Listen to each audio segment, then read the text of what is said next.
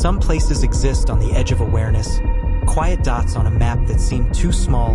too distant, or too ordinary to invite curiosity, while others earn their reputation not through a single dramatic catastrophe but through repetition, through accounts that surface again and again across decades, whispered by different voices who have never met yet describe the same shapes moving in the same darkness. In the mid-20th century, far from the crowded ports and political tensions of Indonesia's growing cities, the island of Alor became one of those places.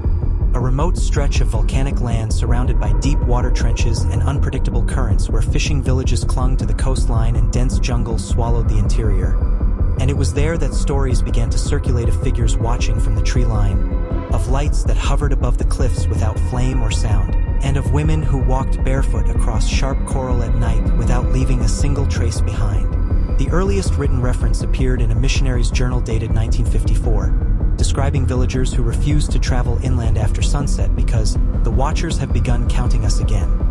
A phrase he admitted he did not understand, yet oral accounts suggest the pattern had begun years earlier when fishermen returning after dusk claimed to see silhouettes standing along the ridge above the harbor, tall and unmoving, their outlines distorted by heatless shimmer as though the air itself were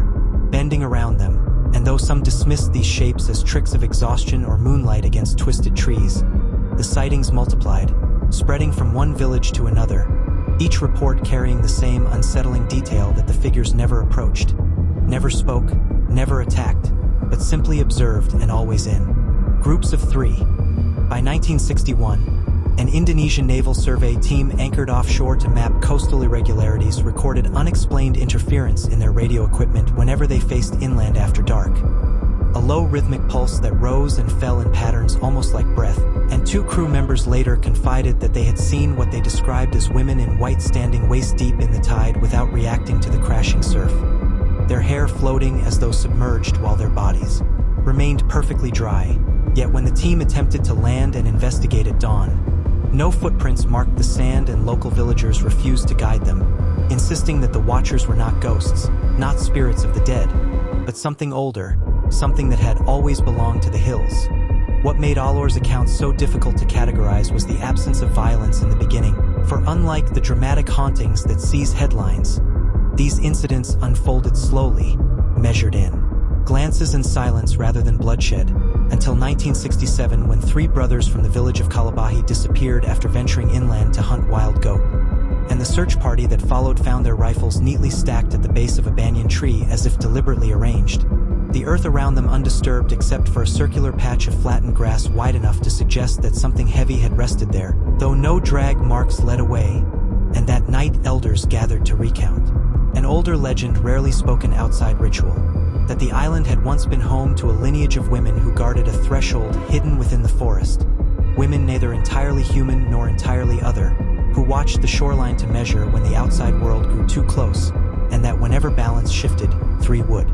descend from the hills to observe those who might threaten it. Anthropologists later argued that such myths were symbolic remnants of matriarchal clans. Yet this explanation did little to calm fishermen who continued to glimpse figures standing on impossible inclines or hovering at the edge of torchlight where jungle met clearing. And in 1972, a visiting photojournalist captured a blurred image of what appeared to be a pale figure suspended a few inches above ground behind a row of palm trees. An image dismissed publicly as double exposure but privately discussed by Jakarta officials who could not identify any technical flaw in the negative. As infrastructure slowly crept toward the island through new docks and radio towers, reports intensified rather than faded, suggesting that whatever presence lingered there reacted not to superstition but to intrusion, and villagers began marking their doorways with woven palm charms said to signal that the household posed no threat, while children were warned never to count aloud in the forest because they are already counting.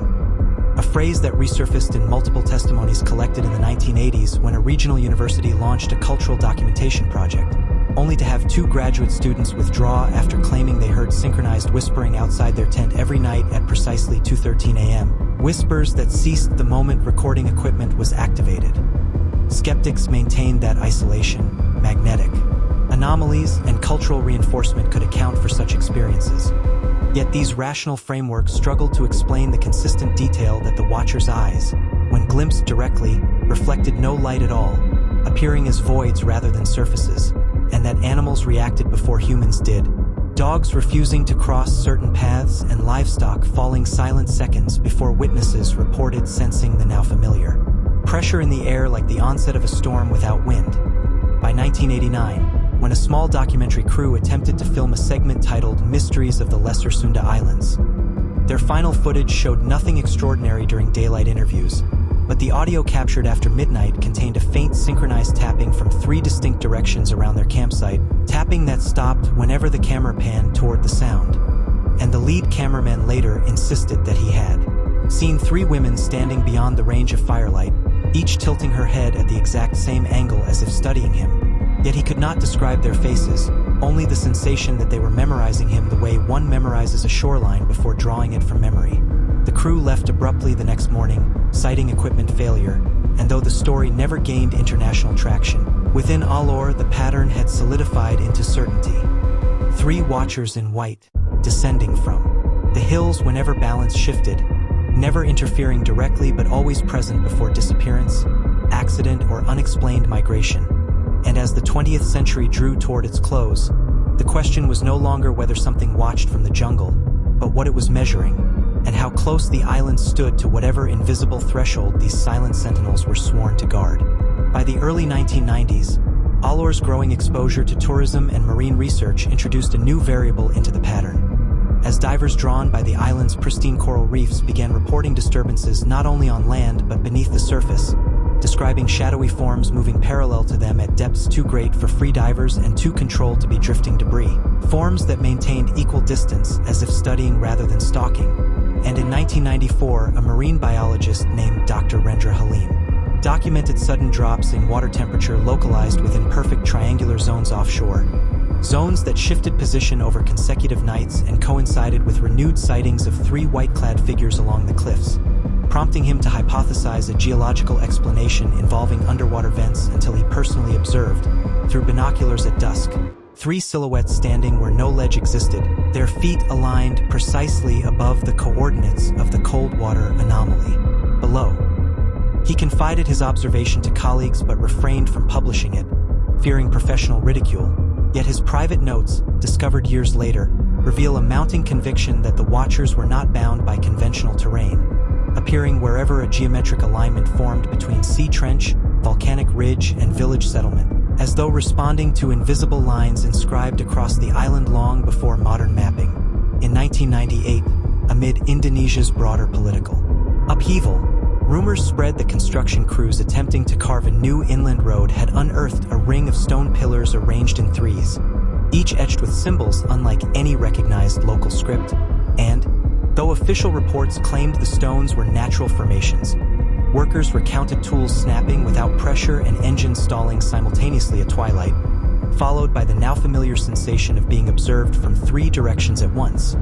And when the project was quietly abandoned after 2 supervisors resigned citing persistent unease, villagers interpreted the halt not as coincidence but as confirmation that the threshold legend remained active. The new millennium brought satellite phones and social media, shrinking the island's isolation yet amplifying its mysteries,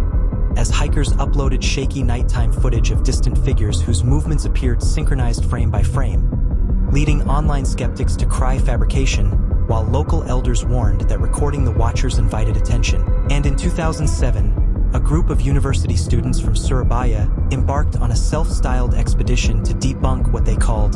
the Alor witch myth, camping deliberately within the forest interior where sightings clustered most frequently, only to emerge 3 days later visibly shaken, one refusing to speak altogether and another repeating that they were mapping us, explaining that each time the group changed direction, 3 pale shapes repositioned ahead of them without crossing the intervening space, as though skipping through distance rather than traversing it. Psychological evaluations later attributed their behavior to stress and suggestion. Yet GPS data recovered from their devices displayed triangular loops that none of the students remembered walking, loops converging repeatedly on a central coordinate deep within uncharted jungle. Curiosity intensified in 2012 when a drone hobbyist from Jakarta captured aerial footage revealing 3 luminous forms arranged in a perfect equilateral triangle above a forest clearing during the hour before dawn, the lights maintaining formation for precisely 9 minutes before fading, And although digital analysts debated whether lens flare could produce such symmetry, the footage spread widely enough to draw a small wave of paranormal investigators to Alor, many of whom left with stories eerily consistent despite differing expectations, each describing three women whose faces seemed blurred not by shadow but by deliberate absence, as if features had been erased to prevent recognition. Yet amid all these accounts, overt hostility remained rare, and it was this restraint that unsettled observers most deeply, for predators attack and storms destroy, but the watchers appeared to evaluate, to measure proximity and intent. And in 2016, when a foreign mining corporation conducted preliminary surveys for mineral extraction in Alor's interior equipment, malfunctioned in patterns too symmetrical to dismiss as random failure, drills halting simultaneously at 3 separate sites while workers reported seeing 3 figures standing at equal distances along the tree line, after which the corporation withdrew, citing logistical impracticality. Elders interpreted the withdrawal as proof that the watchers intervened only when equilibrium tilted too far toward exploitation, and a new generation began to frame the phenomenon not as witches or spirits, but as guardians of ecological balance, entities whose method was observation rather than confrontation,